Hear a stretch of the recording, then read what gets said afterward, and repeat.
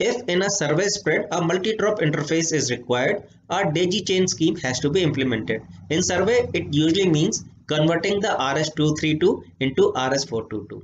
RS-422 and also RS-485 standards are not ground reference. So these are basically balanced data transmissions that employ two-line differential signal with a lower voltage not exceeding more than plus minus 10 volts, while the common mode rejection range for RS-422 driver is the same as RS-232 drivers, and that is plus minus 3 volts. While RS-422 sends each signal using two wires to increase the maximum baud rate and the cable length, the minimum receiver input resistance is 4 kilo ohms and it has a low sensitivity of plus minus 0.2 volts.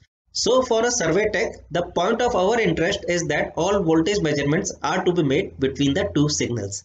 The RS-422 is generally half duplex but can be made full duplex by using 4 wires.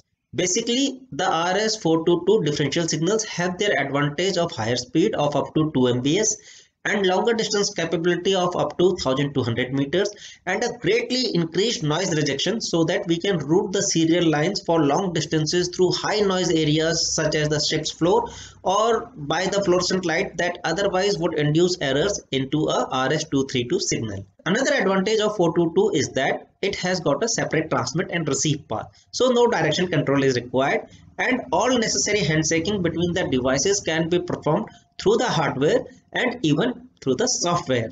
We shall discuss the handshaking, which involves a separate set of twisted pairs, in a bit. To put it in further perspective, the RS-422 is the serial connections used on the Apple computers.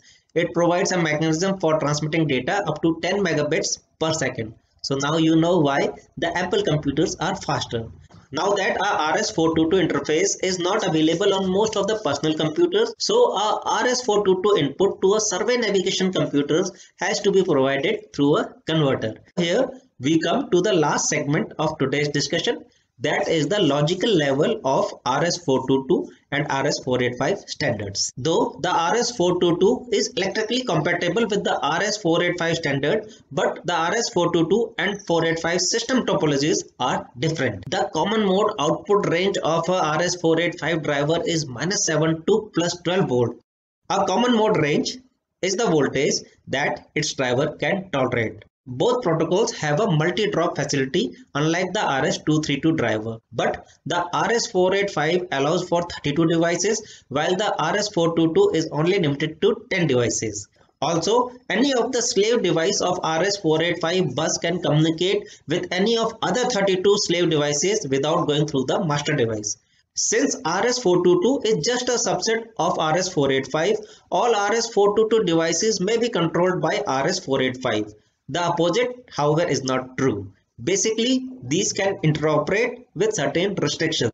To put it in perspective, RS-485 is used for low-speed data communication in commercial aircraft cabins.